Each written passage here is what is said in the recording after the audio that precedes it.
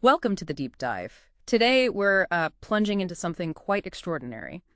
It's an urgent letter written from Bangkok, describing what the author sees as a major international security emergency unfolding right now. And what's really striking right from the start is the author. This isn't just some random letter. It's from someone who spent nearly 22 years as an authorized person for the London Underground. Okay, and that role involved investigating crime and terrorism, didn't it? On a network he calls vital to the UK's financial security. Exactly. So investigating crime, terrorism. That background definitely shapes how you read his claims. It gives them a certain weight, or at least context. Right. So our mission for you today is to unpack these, well, alarming claims. We'll look at the evidence he says he has and what he thinks it all means for global security. What really jumps out at you thinking about his background and what he's alleging? Well, it's the sheer scale, isn't it? He's talking about a conspiracy against the UK national interest, and not just local, but international. International, yeah. And he uses terms like criminal, terrorist, or hostile intelligence-led. Coming from someone with this kind of investigative past, those words carry significance. He likely wouldn't throw them around lightly. That's a huge claim. And the timeline he lays out is also pretty striking. He says he first became aware of something off way back in 2009. Yeah, a slow burn, really. Which then really caught fire, he says, in 2017.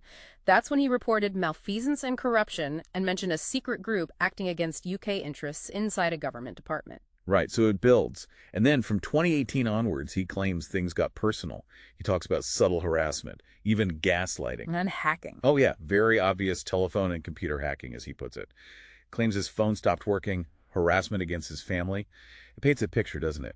Whether accurate or not, it shows someone feeling immense pressure. Leading him to retire in late 2022, move abroad, but keep investigating. Exactly. Which brings us to his proof, or what he presents as proof. It's essentially this detailed record of trying to warn people. Yeah, he kept a log, apparently, trying to report this international security and NATO emergency to, well, basically everyone you'd think of. High-level UK and US contacts. He lists the UK Prime Minister, His Majesty the King, P2S, VPODIS, the FBI, Ministry of Defense, National Crime Agency. It's quite the list, all the key players. And the result, according to his letter, mostly silence, or these non-delivery messages bouncing back. He gives specifics, too. Emails failing with SMTP errors, server delivery problems, or marked as invalid recipient. Or even blocked by Spam House, which is, well, it's a common spam filter, but in this context. Right, it raises questions. He suspects cybercrime, often pointing fingers at USA-hosted companies. He even says the White House website itself showed obvious signs of hacking when he tried their contact form. Which, if true, that's quite something. A major breach of official channels. And there's more. He reported vulnerabilities via hackerown.com. That's a legitimate platform lots of organizations use, right? Yeah, for bug bounties and security reports. Well, his reports to the UK Ministry of Defense were apparently just closed as spam. That led him to suspect the platform itself, the U.S. company running it, was either complicit or criminally negligent. That's a very serious charge against a reporting mechanism. Absolutely. And it all feeds into his really stark conclusion. Yeah. That communications with the UK government, the U.S. government, military, law enforcement, they're compromised, broken down. Fallen under the control of, quote, hostile enemy actors.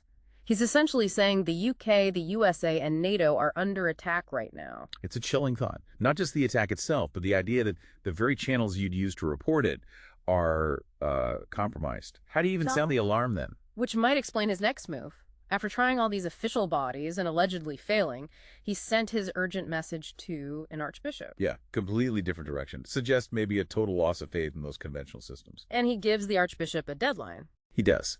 3 days to respond. Or he says he'll contact NATO directly. And he specifically mentions invoking the Article 5 clause, attack on one is an attack on all. He's framing this as a collective security crisis. Wow.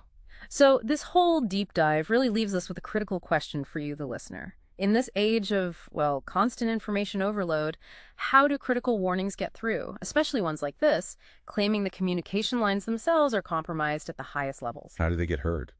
Or perhaps, more worryingly, how do they not get heard? It's a fundamental challenge, isn't it?